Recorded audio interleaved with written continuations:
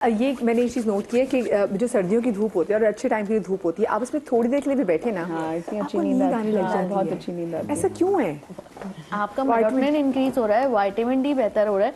देखिए vitamin D अगर अच्छा होगा, ये आप समझ लें कि मेलाटोनिन एक ऐसा न्यूरोकेमिकल है जो आपकी एजिंग के साथ साथ रिड्यूस होता है, ठीक है। और उसको सर्टेन फैक्टर्स और सर्टेन डाइटली थिंग्स होती हैं जो कि बढ़ा कर रखती हैं या नॉर्मल रखती हैं लेवल पे। तो जैसे जैसे आप बड़े होते जाएंगे, अगर आपकी इसीलिए सुबह की धूप लेने के लिए आए, ठीक है ना, आप लीजिए सुबह की धूप।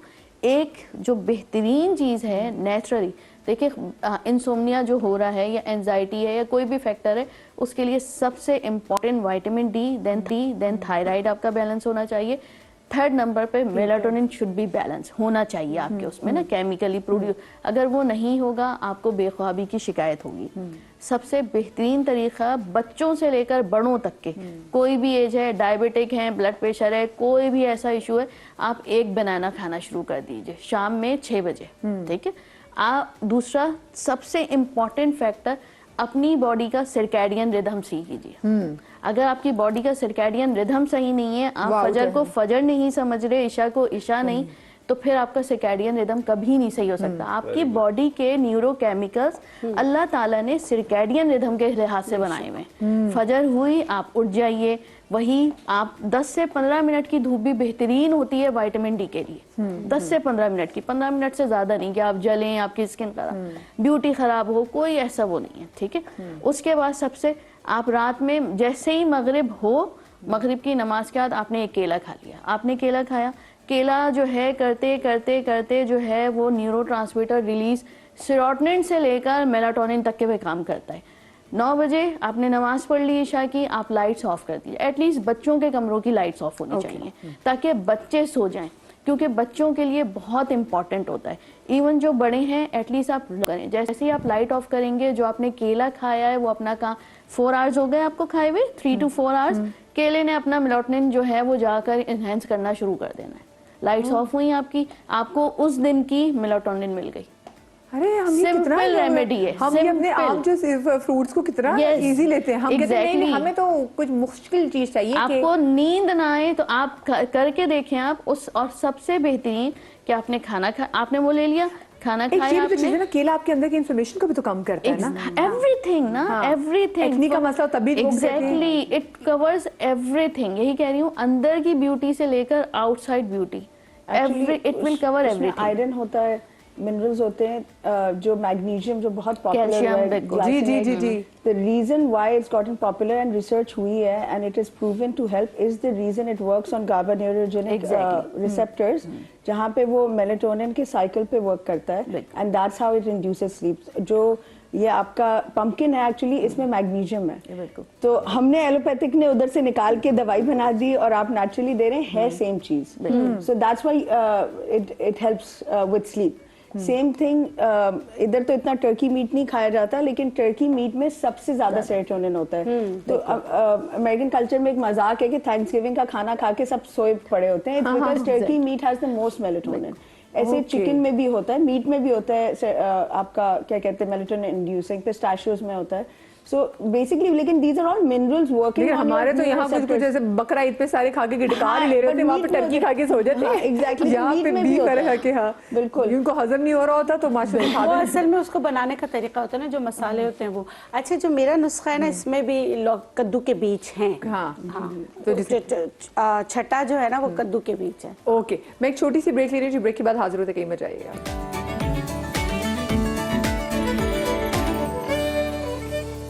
वेलकम बैक जनाब। आज हम इंसोम्निया पे यानी कि बेखाबी पे, नींद ना आने के मसले के बारे से बात कर रहे हैं। डॉक्टर बतूर अशरफ जो है अब वो चलेगी किचन काउंटर की तरफ, क्योंकि भाई नींद अगर आपकी अच्छी ना हो तो यकीन माने फिर आप ज़िंदगी में जितना भी जिम कर लें, आप जितने भी फेशियल्स करा लें, आप कुछ भी अच्छी खुराक खा लें, आपका सिस्टम अच्छा रन नहीं कर सकता। ऐसे ही अच्छा, बहुत सारी हम दवाइयाँ भी खाते हैं, हम डाइट भी अच्छी कर लेते हैं, लेकिन अभी जो मैं आपको ये एक चाय टाइप बनाना बता रही हूँ या टॉनिक समझ लें, ये basically it acts as a postbiotic. हमने प्रीबायोटिक सुना होगा, ठीक है ना जी, और प्रोबायोटिक सुना होगा। It acts as a postbiotic. तो वो बच्चे 15 ईयर्स ऑनवर्ड्स जिनको इशू रहता है गर्ट का या कोई ऐसी चीज़ जिसकी वजह से आपका लिवर डिस्टर्ब होता है, आपके एंजाइम्स डिस्टर्ब होते हैं, और वो बड़े भी जो मेडिसिन में हैं और उनको लगता है कि मुझे नींद नहीं आती, तो खाने के बाद ये बनाकर पीना है। इससे पूरा आपका नर्वस सिस्टम इंक्लूडिंग लिवर, अगर आपको फैटी लिवर है तो जो इसमें चीज़ें हैं वो फैटी लिवर फ्लश करना शुरू करता है। अच्छा, एक चीज आपके डॉक्टर, एंजाइम आपने बैलेंस होते आपने हैं। जैसे बात की ना मेडिकल की, तो आप सॉरी आपकी बात कट कर रही हूँ, लेकिन बात ये ऐड करने से भी जरूरी है क्योंकि हम बहुत सारे ऐसी यूनिवर्सिटीज़ में देख रहे हैं Yes. कि जहाँ पर स्टडीज़ का बहुत ज़्यादा प्रेशर है, बिल्कुल वो प्रेशर भी है, एंड देन फिर वो ऐसे ड्रग्स का इस्तेमाल करें जो कि बिल्कुल। आपका ब्रेन बहुत एक्टिव कर Active कर रहे रहे हैं। हैं। बिल्कुल ऐसे तो जब ही आप अपना ब्रेन एक्टिव करने के लिए इतने ड्रग्स ले रहे हैं, आपको नींद कहाँ से नहीं आती। बिल्कुल ऐसा हाँ, ही ये है, बिल्कुल ऐसा ही है। तो बेसिकली देखें, आपको एक्टिव अगर रहना है तो आपको रात की भरपूर नींद लेनी ज़रूरी है, और प्रीबायोटिक के साथ साथ प्रोबायोटिक के साथ साथ आपको पोस्टबायोटिक की भी नीड होती है। हम रात में कुछ ऐसा खा लेते हैं या दिन भर में हमने कुछ ऐसा खाया होता है कि हमारा लिवर कंजेस्टेड होना शुरू हो जाता है। जब आपका लिवर कंजेस्टेड होता है ना, उसके वहाँ से जो आपके हार्मोन्स कंट्रोल होते हैं, जो आपके रिलीज हो रहे होते हैं, चाहे सेरोटोनिन हो चाहे दूसरे हार्मोन्स हो, न्यूरो केमिकल्स का इम्बैलेंस हो, जिसकी वजह से आप रात भर जाग रहे होते हैं। आपने ये बनाकर रात के खाने के बाद पी लेना है, लेकिन रात का खाना बस 7 से 8 के दरमियान, नॉट आफ्टर दैट। बड़े बुजुर्ग कहते हैं दिमाग में खुश्की हुई भी है। देसी क्यों खाओ। एग्जैक्टली। तो ये बनाकर पीना है। इससे ना सिर्फ आपके न्यूरोकेमिकल्स बैलेंस होना शुरू, इट्स इफेक्टिव फॉर एवरीवन। नुकसान कोई नहीं है, फायदा नहीं देगा तो नुकसान भी नहीं देगा, लेकिन अल्टीमेटली जब आप इसको कंटिन्यू रखेंगे तो फायदा देगा ही देगा, क्योंकि ये आपको काम करता है। आपकी बॉडी के जो स्ट्रेस हार्मोन्स आपके पूरे दिन में स्ट्रेस फैक्टर रिलीज हो रहे होते हैं, वो आपको एक यूरिन में सारे जो है वो आउट हो जाते हैं, तो उनको बैलेंस करना ज़रूरी है। क्या चीज़ें ऐड कर रही हूँ, 1 गिलास पानी लिया है, 1 गिलास पानी लेने के बाद हम इसमें ऐड करेंगे 1 टीस्पून के बराबर सौंफ, उसके बाद ये कैमोमाइल है, जैसे लोग कैमोमाइल टी कहते हैं कि बिल्कुल बिल्कुल, आप टी बैग भी डाल सकते हैं, ठीक है। और ये है डैंडिलियन, ठीक है, ये आपके लिवर को फ्लश करने में बहुत हेल्पफुल होता है। बताइए क्या है? डैंडिलियन, अब उर्दू में क्या कहते हैं आई डोंट नो, क्या कहते हैं भाई? डैंडिलियन ही होता है। हाँ, डैंडिलियन ही कहते हैं। आपने बस इसका भी आधे से शुरू करें, और जो है फिर करते करते आपने ये कर लेना है। ये आपने डाल देना है, 4 से 5 इलायची लेनी है, दैट्स इट। इसको बॉईल करना है, उसका छान लेना है, इसको कैवे की तरह पी लेना, ग्रीन टी की तरह पी लीजिए। ना सिर्फ आपके फ्लश, देखिए अगर लिवर आपका फ्लश हो जाता है ना, आपके सारे केमिकल से लेकर हार्मोन्स तक के बैलेंस होना शुरू हो जाते हैं। जब वो बैलेंस होते हैं, आपको खुद ब खुद इंसोम्निया, एंजाइटी, डिप्रेशन, हम एंजाइटी डिप्रेशन की तरफ जाते हैं। कुछ सर्टेन फैक्टर्स होते हैं जो हमारी बॉडी में होना शुरू हो जाते हैं और हमें पता होता है कि हम जा रहे हैं इस साइड पे। तो जो आपके ट्रिगरिंग फैक्टर है ना, उनको कंट्रोल करना सीख लें। जब आप कंट्रोल करना सीख लेंगे ना, तो आप कभी भी एंजाइटी डिप्रेशन की तरफ नहीं जाएंगे।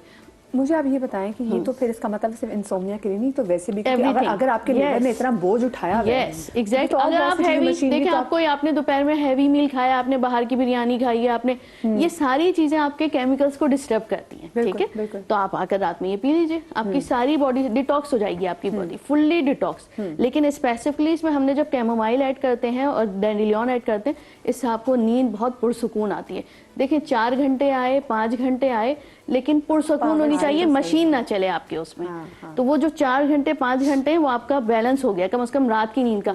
2 घंटे आप दोपहर की नींद में पूरा कर लीजिए या सुबह में ले लीजिए, वो बैलेंस आपको करना जरूरी है। जो बात मैं बता रही हूँ, आपको ट्रिगरिंग फैक्टर रिमूव करने होते हैं। जब तक आप ट्रिगरिंग फैक्टर, ये डॉक्टर वजाहत भी एग्री करेंगे, जब तक आप उनको रिमूव नहीं करते हैं ना, कभी भी आपकी बॉडी बैलेंस नहीं हो सकती। चाहे उसमें इंसोम्निया आ जाए, एंजाइटी आ जाए, डिप्रेशन आ जाए, जो भी फैक्टर है। बाज़ लोग कहते हैं नहीं ये तो मैं कर ही नहीं सकता, ये तो मेरे पार्ट ऑफ लाइफ है और ये इस पे तो मैं डिपेंडेंट हूँ, ठीक है। आप डिपेंडेंट हैं, अल्लाह ताला एक दर बंद करता है, 100 दर खोलता है। उस डिपेंडेंट फैक्टर को आपने रिमूव करना ही होता है, नहीं तो आपकी बॉडी कभी भी बैलेंस नहीं हो पाती। असल में हमारे साथ मसला ये ना, हमें लेट को करने की बड़ी होल्डर्स है, हम फीलिंग्स को भी होल्ड करके रखते हैं, हम अपनी चीज़ों को भी जो है वो काफ़ी वो संभाल के रखते हैं, तो हमें लेट को करना नहीं आता। एग्जैक्टली, इसलिए हम हर चीज़ को बड़ी जल्दी कहते हैं तो मेरी है, इसको हम लेट को। मैं आपको बताती हूँ, परेशानी भी हमारी है। एग्जैक्टली, मैं लेट गो नहीं करूँगी। हाँ, और अगर आप लेट इट गो जब तक नहीं करेंगे, आपकी बॉडी कभी बैलेंस नहीं हो फ्रोजन देखिए, फॉरेन का गाना याद नहीं है, लेट इट गो। एग्जैक्टली। तो मैं आपको बताऊं, मैंने फर्स्ट ट्रांसप्लांट किया, हेयर ट्रांसप्लांट। जिस दिन मैंने ट्रांसप्लांट किया, मैं अपने जमजमा के क्लिनिक पे थी और पीछे मेरी मम्मी की डेथ हो गई। From that day I haven't done any transplant. ये ट्रिगरिंग फैक्टर होते हैं। I was in deep shock. तो अब मुझे क्या होता है कि मैं उसके बाद मुझे फीलिंग आनी शुरू हो गई ना, तो वो जो आपकी सडन डेथ होती है ना, उसमें से निकलना बहुत मुश्किल होता है।